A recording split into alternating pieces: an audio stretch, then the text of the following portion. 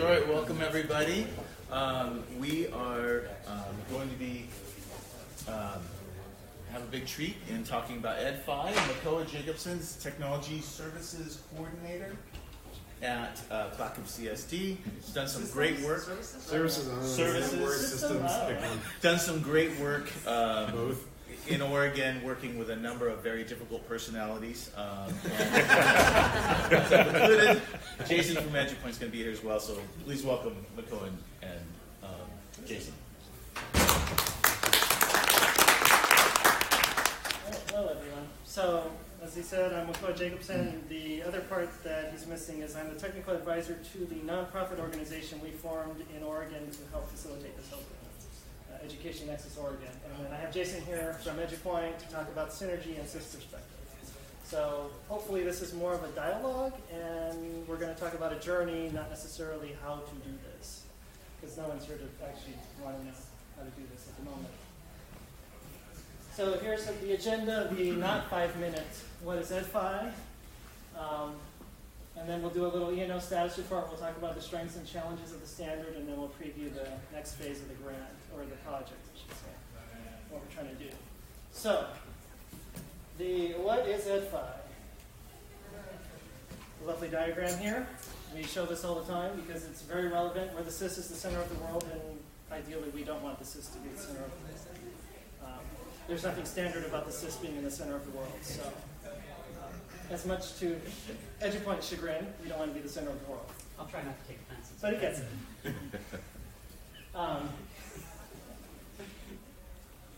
If you notice around there, you've got the library system, transportation system, and cafeteria system, right? You've got interfaces. You do them FTP files, or maybe you're doing an extract. Maybe there's curl scripts in there somewhere, right? You know what this looks like.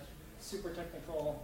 Somewhere in there you do identity management, you've got a teacher dashboard, and then you've got a whole bunch of assessments in here, and maybe a data warehouse and some reporting on that. So our goal is to take the student information system, that would be the yellow bubble there, stick it on the outside, the EdFi ODS in the middle, so that we do a standard way of communicating across all of these applications and interfaces. And then we use an API to facilitate that communication. So no FTP, no whatever else you can think of, SSIS, whatever, right? It's all about the API because we get the security and the standardization we're looking for. And hopefully get to two-way, which should scare you, but it's okay. When you have the systems talking bi-directionally, this is how we get there. So, the path. This is the big picture. I broke this up into 3 steps here. Step 1 is make the ODS the center for the district, and then integrations with the ODS. This is a district-focused step, right? It's all about looking at the data from the district's perspective. Okay? We're going to talk about, Jason and I, about how hard that step in and of itself is, and the unfortunate part about this is the further you go down in the steps, the harder it gets, and the more complicated it gets, and the more work it's going to take. A lot of work. Step 2, we look at it as now we're starting to do a collaborative type thing where the goal is inter-district student records transfer. And I put in there in small letters there, transcript to higher ed. Right, that's what we're talking about though. Sending data to multiple places regarding a student's record. And then the 3rd step there is state reporting, which is collaborative with the state and figuring out what that looks like. Okay.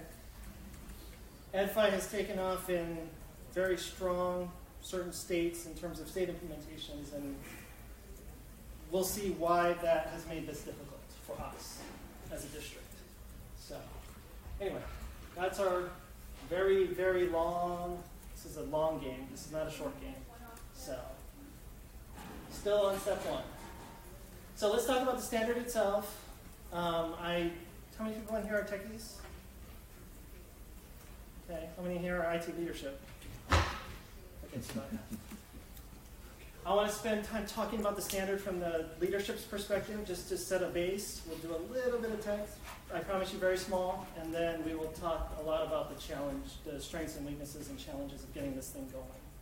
So in the EdFi standard, you have entities and you have descriptors. The entities are, the things that we're trying to move. Students, the way the students are associated with the school, the staff members, the sections, right? You can think of all the nouns in the school world, and that's what the entities are. And then the descriptors are an enumeration or a list of values that are associated with the properties on one of the entities. So like a student's birth country. So then you'd use the country descriptor to get that. Or their address is in a certain country. You'd use the country descriptor to do that. Grading period and term are interesting ones, and we'll talk about that as well in the standard and how that works with the CS. Okay? So entities are the nouns, descriptors are that list of values, lookup tables, there's all kinds of names for those things. But in EdFi world, they're called descriptors. Okay. I'm going to show you lovely model diagrams now. If you feel the need to go to sleep, by all means. But I want to talk about why the standard is different. But this is the language we're all supposed to be talking about. So education organization model. We all know what schools are. The schools live here. But if you look at the attributes, there's no name. There's no number. I mean, there's a school ID, but the actual number, the address, not here. Well, that's because you get it from education organization, right? That's where those attributes are. It's either the name of institution, short name of institution, address, etc. And then in that education organization, you're going to have a list of schools and districts, and then the way you know that that thing is a school is if they exist here, and if you know that that thing's an LEA, it exists here, right? I don't know any of us who talk about it like an LEA or an SEA. That was an EdFi thing. That's where my lexicon has improved because of EdFi, or increased, shall we say. So in EdFi world, LEAs are the districts, SEAs are the states. LEA is the district, school is its own thing, right? It's the actual school. And then with that standard, then you have a manifestation of that standard in the ODS. And these are the associated tables that, make that standard work behind it. So education organization, you've got the addresses, you've got the categories, might have your school categories, school types, high, middle, elementary, right? Okay, staff model. So you have a staff member, you have a staff education organization assignment association, that is a mouthful. That is how the staff members are associated with education organizations, and that's very important for security in the 3.0 model. And then you have the staff school association down here. Notice there's no teacher. In the actual database, there's a whole bunch of teacher tables. So the staff, you have your entire staff. Of the staff, you have a subset that are teachers. They go into teacher tables, and then you have a subset that are section. We try and get to sections. The sections goes to the teacher, and then goes to the staff. Right? That's the stack you're walking down to make this work. Student identification and demographics, right? You've got a student. They belong to an education organization. They also belong to a parent. Okay. And then those are the related attributes to the organization. So, the enrollment model, right? We have a student. They are related to a school through a student-school association. So in EdFi, everything has an association if it's related to each other. Okay. And up there is Student Education Organization Responsibility Association. How fun is that word? What is the responsibility of that school for that student? And that's up there with a begin and an end date. Okay. So, go ahead. Okay. How many more of these do I have? School calendar, grading term. We should talk about that one in depth, but yeah, what did you want to interject on? after you finish your last one of these? Okay. School calendars, you have sessions, you have grading periods, and you have calendar dates. And I think a lot of times, especially in Synergy, we define terms, and we put term codes to terms. That's not how EdFi works. It's session, which are the terms, but then there's also grading periods in this mix, which in Synergy, they're completely different. I'm sure in a lot of other systems, they're completely different things. You set up terms, and then you overlay the grading periods on top of the terms, whereas in the standard, they're a little closer together than that. Okay. see that here. You've got sessions here, right? T1, T2, T3, and a year, which links back up to a grading period. And the grading period down into the terms here, right? Session grading period, and session. These are your defined grading periods. These are your session grading periods as they relate back to the terms. It's weird. I'm just calling it out. It's weird when you go and look at this, but it's different. This is the language we're all going to speak because this is the standard, right? It's the goal. So, the course model, you've got courses here, but then you've got the terms as they relate to course, and that comes in with course offering. It's not actually on the course. Right? Here's term descriptor ID, which are these descriptors up here. Okay. I'm just going to skip through these. The one I really want is this one, assessment. Because I have something really cool to show you. I'll show it to you after in the screenshots before I'm going to let you go first. You define an assessment, which is this guy here, with titles. Then you have like an assessment item, which are the, look, correct response, max raw score. It's what is the question and what is the response to that question. So the assessment model goes down to the question level in the standard, right? There's no way you're going to want to load all that data at all. So the standard allows us to do that, though, which is really cool. And then, of course, you have a student assessment up there. And then you marry the students' attempt at the test with their responses and with their scores. Right? That's how it all works together. Okay, that's the last one I have, so why don't you jump in? All right. So, for the non-super tech people in the room, it's my job to know this stuff. I manage the Edupoint product. I'm the manager of the state reporting development team. And those are a lot of flowcharts and screenshots and different relationships and things pointing around. The biggest thing to get from that and to understand from it is it's just a layering of data and dependencies. And you have to build the foundation to then make the relationships and layer on top of it. Like Makoa said, you start with local agency. That's your district information. All the information that is the heart of the district in the sense of, location, district ID, the address, all of that information. Your schools, all the schools that are part of the district. Easy. Course, your district course catalog. All of the courses that are available within your district, or if this is a state implementation, all of your state courses that are there. Locations are actually the rooms in the schools where the classes are taught, the actual school rooms. So locations lies on top of schools. Class periods, periods of the day. Grading periods, and Makoa has mentioned grading periods and sessions.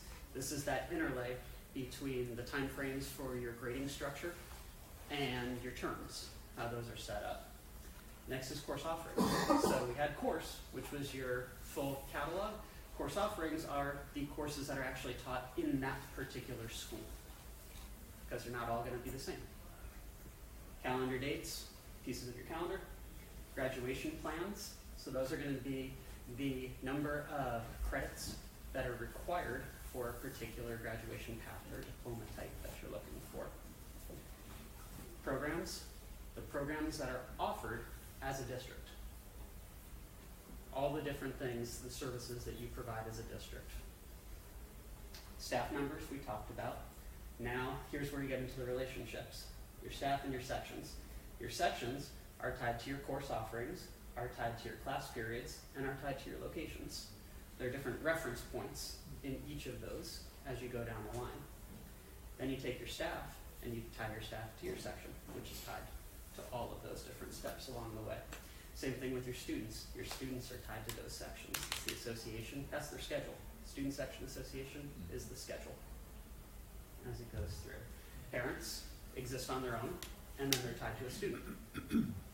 Then you start getting into your attendance, your student programs. So is the student involved in a Title I program? Is the student involved in a gifted program? All of those different things. Does the student have any needs? Are they a SPED student? As they go through. grades, academic records, course transcripts. You can see how they all play together. It's all about laying that foundation. You lay the foundation at the district level, then you lay the foundation at the school level, and then you start tying all the pieces together. So that's the non-techie side of the flowchart. Like the interesting thing here is like student school attendance events, right? If you don't have a student, if you don't have a school, if you don't have a class, if you don't have a section, well that is the section, but then you need a course, right? All of those layers. That's not going to load if the rest of this isn't fully baked. So, and then you look at the errors, and then you're troubleshooting all the EdFi errors. So that's what the staff are really working through right now, is making sure that it all is loading, and that each of those layers is fully loading, not just partially, right? Okay, I had before that slide the sys configuration. So generally speaking, what you do in the sys side is you download the descriptors, because the ODS is the one that says these are the descriptors. You download them and then you map them in your sys. So think of your descriptors as your state code. And if that's where you're tying, you're saying, semester 1, actually in your system it might say S1, S2. It's actually mapped out to a word that says fall semester, spring semester, year long, those kind of things. It's the common language that allows all of the different integrations and different processes to talk together in that one ODS. Right. That's the key. If we're all going to talk and we're all going to communicate with each other, we've got to speak the same language. The descriptors allow us to speak that same language. Until we add more descriptors. And that's when it gets complicated.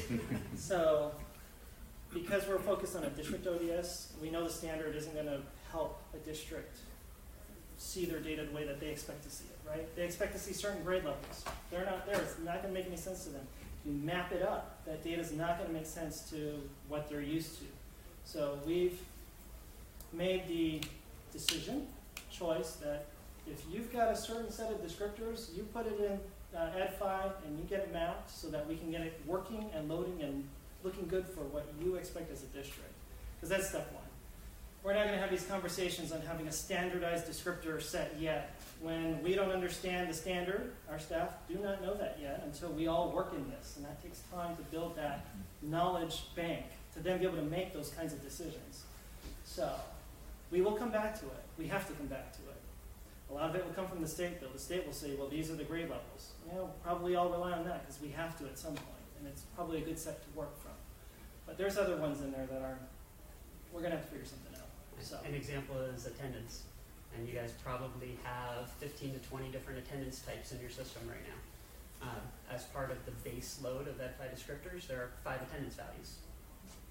Excused absence, unexcused absence, in attendance, tardy.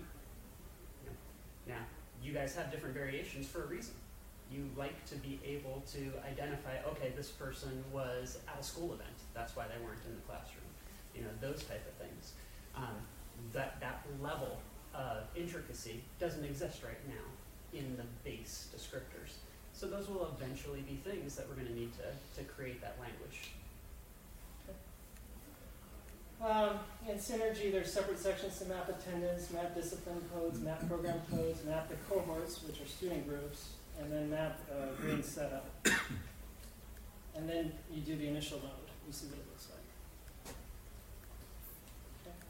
And then this is the screen we do that in, right? You check the box for REA. Come back. The computer's fine. Come back. And we're done. It's the source. Yeah. There we go. And here we have a brief message.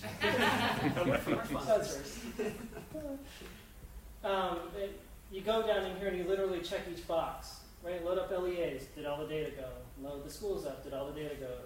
Courses, did all the data go? If it didn't go, well, which ones didn't go? Because I'm going to have problems when I go to do that guy, or when I go to do number 13, right? So, okay. The other techie thing that I just wanted to touch on was what an API is.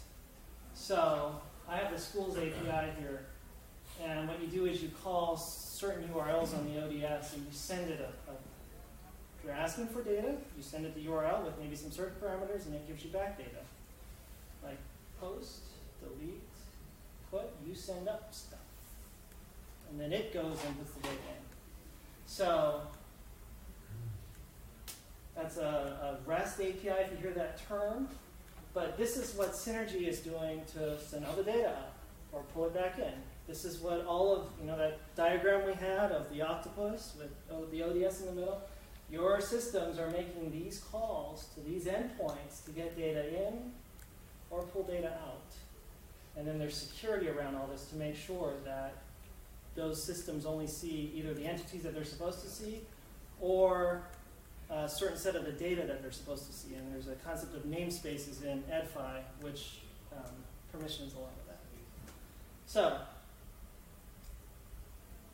when you send it up, you get specific error codes back, or anything in a 2 is a good thing, anything in a 4 or 5 is bad thing. So. Or a 4 could mean not found, so therefore, sys, I need you to load that up. So then it turns around and puts that stuff up. A lot of your 4s are going to be errors on our side, on the Synergy side, where you're missing a piece of data that needs to be there. Your 5s are going to be the opposite. It's the server side. Okay, there was a problem in the ODS. Something didn't, it was sent, we had all the proper parameters to send it, but it didn't land properly. Whether that is a validation or a mismatch on the back end. So each of the different codes represent different avenues that you'll need to go to troubleshoot. Right. Okay, so let's move on to the next thing. Enough with the EdFi stuff. So now you know enough about the standard that we can talk about the rest of this now. So Nexus Oregon, where are we with our project? There's 5 deliverables that I've put up here. One is stand up an EdFi ODS cooperative environment and integrate key data sources. So just to be clear, that cooperative environment has an ODS for every district. Okay? It is not a ODS with everybody's data put together. So while it says cooperative environment, it doesn't necessarily mean the data is all living together. They're kind of in separate rooms right now. So it's in progress for assessment, the integrated key data source, and we're waiting for Synergy 2020 for a couple of other fixes that we're waiting on to make this whole thing start going. Yeah, so one of the things that we've learned throughout the process is, and I'm gonna point to a friend that we have here. Sean is with us from the EdFi Alliance today. And one of the things that he will readily acknowledge and talk about is there's nothing standard about a standard EdFi implementation. There's always going to be tweaks and adjustments that need to be made in the process. We can code to the standard and we build out the standard. One of the things that is great about Synergy is it gives you guys flexibility. It gives you flexibility to how you want to set up your schools, how you want to arrange things, how you want to set up your grading periods. All of those flexibilities mean new scenarios and different use cases for us to go to. So we interpreted the standard and we went through, certified, vetted it, tested, got it out, we put it out there. And then as we came into some real world applications of this, we identified different areas that we need to make tweaks. And that's the ongoing process that we're continuing to have and the partnership that we're working through in this. We'll talk about some specific areas so you get examples of where it's different, and we got to work through that. The next one there is assessment data integration via the data flow tool, coding mapping. We're starting to code some templates that maybe we need to load assessment data. I think they're working on PSAP right now. ACT. Well, ACT is this side here. Integration with ACT is in progress. Beaverton's the one working on that, and I have screenshots to show you from that. So, number 3, development of support for high school graduation and college and career readiness, Measure 98 Phase 1, which essentially means the visualizations, how to show that stuff using the EdFi standard. So that's in progress, headed up by our friends at Hillsborough. And number 4 is the state reporting, mapping, and gap analysis and mapping EDUs. So I'll show you this as well. Mapping EDU is a tool to map something you've got to the EdFi standard. We're mapping SSID, which is the base state report, to EdFi, and where are the differences? What does it look like?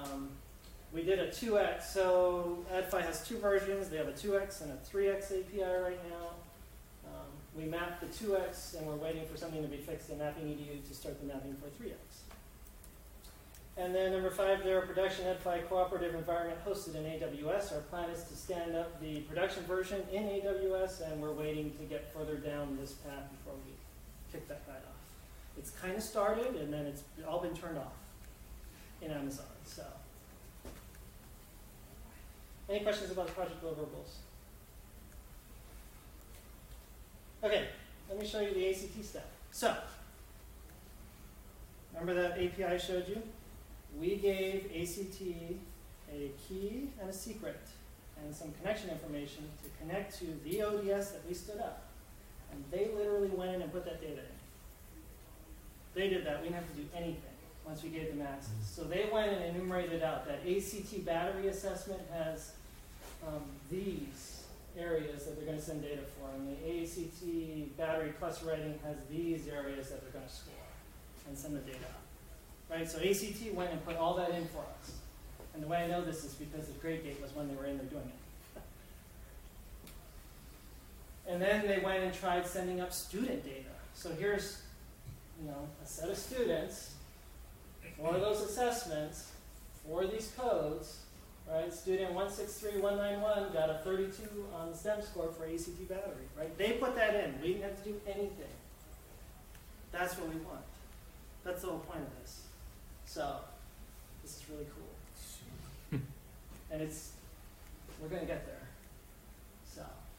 McCall? Yes. Sorry, I have not been paying much attention to Ed5, like I should. And so, the ultimate goal of this, we're standing up ODSs and individually for each district is the plan. And now we're getting data back from a vendor or testing organization. What is the ultimate goal of this? Bring that back into the SIS? Are we exchanging data with the state? What is the ultimate goal with this? Well, right now you have to import ACT data into Synergy, right? You have to take a flat file and you've got to scrub it, do all that stuff. Yep. You gave all the students to ACT, they put the data in, you don't have to do any of that. So the part you're responsible for, or Edupoint is, we've got to figure that part out. That's down the road, but it's how do you get that ACT data back into Synergy, right? But it's a lot easier for you to figure that out if they send it to you like this, because then you don't have to do all that scrubbing stuff that you were doing, right? The other side of this is all the curriculum adoptions and the vendors that all need rostering and whatnot, right? You give them access to the ODS, go take all the students and all the sections, and I don't want to deal with you, right? Here, go get it. So, yes, Jill. Have you reached out to other assessment platforms in addition to ACT, or do you anticipate that they'll be as receptive to doing all this work? Yeah, that's where some of the fastest adoption is happening in the vendor space. So Illuminate, ACT, Curriculum Associates is working on their certification right now. Pearson, SchoolNet, there's some big players that have already gone through this process of conforming to the standard and passing these certifications that allow you to know, yes, I can depend on you to utilize the API to get and send data real time using the API. And importantly, it's not just about the method of transfer, it's also about adhering to this model that is really based on this giant survey of assessment results. I think there were like 108 different vendor score reports that were used to create this model that for the first time, really, because I have a lot of years on the district side too, and I have many years of trying to munge this data myself with my teachers and students. For the first time, you can really interleave formative and interim and summative assessment results from multiple sources and use the data in which it was intended by the folks who designed those instruments. It's a pretty huge piece. And so that's where a lot of the promise is. Like, these guys are giving you a healthy dose of the reality of this is work. Like, this is not a vendor product, right? This is not double-click install. This is a community effort. It's not a vendor solution. It's a community effort that we're doing together and erasing a lot of tech debt from over the years. Things that were built in expedient ways before standards existed, and we're trying to corral this stuff and make better use of our data. And so that's kind of the promise of what these guys are. This is why they're still working hard, even through the hard stuff, right? Is the promise of that, I think. Yeah. So this is probably other than seeing Synergy data flow, but we still got to get the whole stack there. This is the first time when we've got someone outside of our realm putting stuff in what we've set up. Mm-hmm. So, And as soon as it's scored, this is assessment Right. data. So as soon as it's scored, as opposed to like I get my batch file 4 months after the thing was administered, which is our reality for a lot of big assessments that we take, right? So, McCoy, you Yeah. mentioned like curriculum apps. Do you envision this replacing things like Clever or our flat files at night that we're sending data out to vendors? the flat file part, yes. Because the whole point is to get rid of all the flat files, really. They need to go. Yeah, Yeah. they need to go. In terms of it replacing Clever in and of what Clever does, probably not. Well, the rostering. But the piece. rostering piece, oh yeah. So, And then the state reporting is another well, pie in the sky. That's the real Record- animal. that we no longer, have to spend massive amounts of time and energy and money Yeah, they've been Sending looking for that for 10 years. longer than longer. that. That, a pony, and I have a pony. Well, we relied on the state to I'm a try little to. jaded on that, don't So, mind me. so I agree with you there. And we have to keep trying. That is Like, true. We can't give up on this. Mm-hmm. So we've got to keep, this is like what Sean said, why they're working through this mess is because Yeah, we've that's got to a- keep trying. That's a heck of a Well, slog. and the trying is we're taking it over. Yeah. Well, We we're wanted, going to work together. we're working together. We're not taking it over. We're gonna work But we're not sitting around waiting for the state to solve the problem Yeah. anymore, hopefully.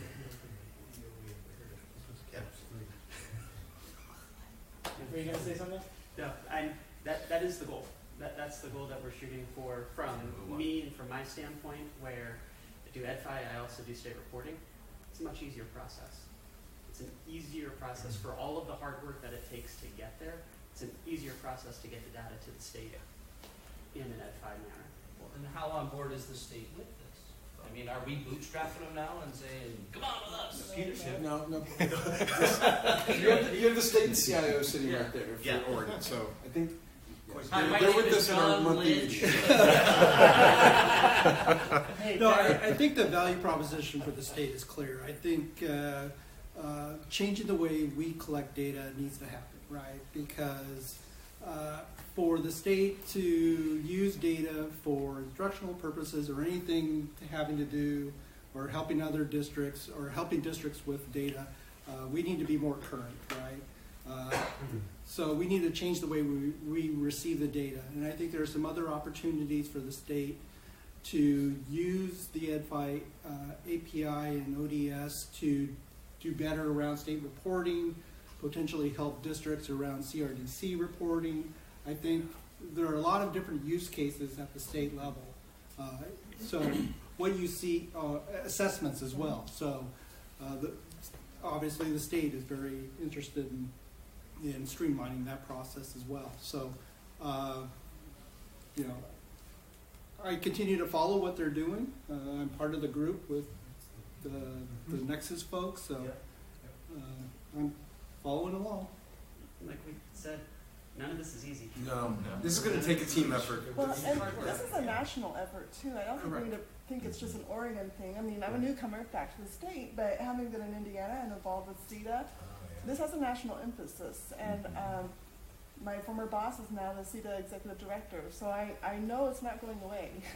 And- this is something I think that we have to realize we're not the only dogs in the fight. Right. And so before I came to Oregon, I was on contract to Council of Chief State School Officers, and we drafted a letter on behalf of CCSSO members to multiple assessment vendors saying, as the state CIOs, we support these standards. This is the direction we're going. Get on board, things like that. So, last version that I saw, we had at least 15 states signed on to adopt those standards. There's Project Unicorn. Project Generate. There are a lot of things that are going on that could help states go through this. So. That's why we're here. Yep. I'm glad to have you. Yep. Okay. That was the one cool thing I had to show you, by the way. I know it was a bunch of queries and things. I want to emphasize how cool that is. Okay. high point a little early. Right, yeah. Here.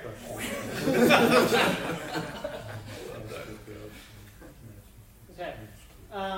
Here's that mapping EDU tool that our attempt at this, which was to take the SSID extract, the spec from the state, upload it, and go through each thing and try and map it. So like student countries in SSID is country descriptor, gender code is sex type, right? Going through each of the fields. And in blue is the columns on the CSV file, right? A lovely 60-something fields.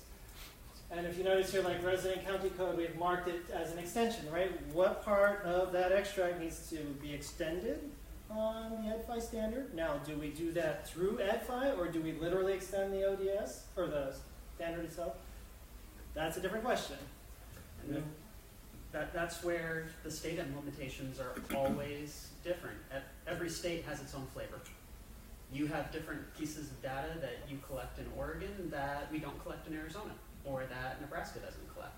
So this is where it breaks from the standard. You've got that core, your framework, that's your standard, but then you have to extend the model in order to make sure that you're collecting the pieces of data that are most important to you for those reasons.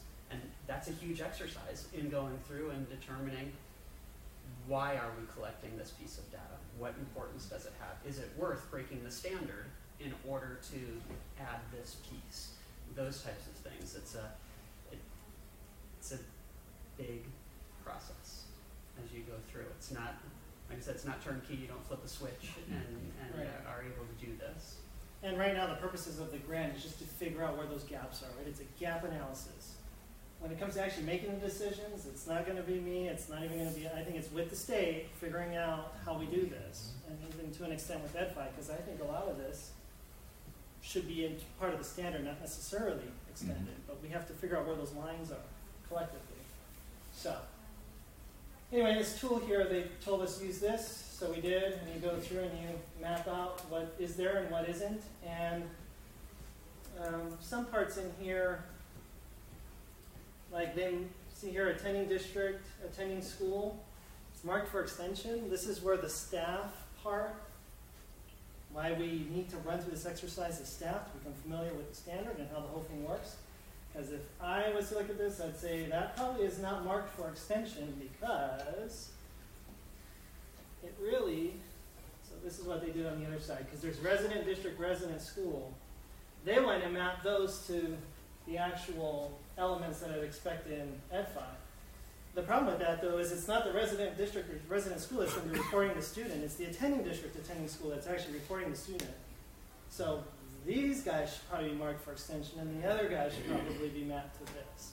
So that's an exercise where the staff need to understand the standard to be able to make the decisions that we're talking about here, right? Makoa, can I jump in with one thing? I think you're making a point without saying the word governance. This is also helping you kind of authentically build out data governance in your school system, right? This data maybe has been siloed by the source system that it resides in, as opposed to the folks who are closest to it and use it and know it best. And so that process he's walking you through with Mapping EDU is just a tool. What's more important is it's a workflow that actually engages the right people in your district or in your org to help voice how that data, like the assumptions around it, how it's used, right? It helps you with your source of authority kind of decisions over time too. Yeah.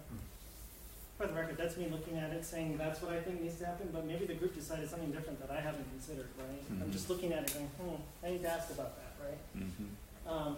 These were the other fields that we identified as, I don't know where that is in the EdFi standard. But I'm looking at there like preferred first name, preferred last name, preferred middle name. We probably don't want to extend the schema. We probably want those added to base EdFi, right? Throwing that out there. And EdFi does have an other name Right. area. So at that point, it comes down to possibly just a descriptor that gets added that we can go to, Right. rather than having to add all new properties. So there's lots of discussions that'll happen. So anyway, these are the, and I put this because there's a whole bunch of tag fields. They're all related. The tag stuff's missing from SSID's perspective. So McCall, yes. is EdFi only SIS, or is there another branch that is business information system? There's a finance work group right now. Yeah, so there's a bunch of data domains that are defined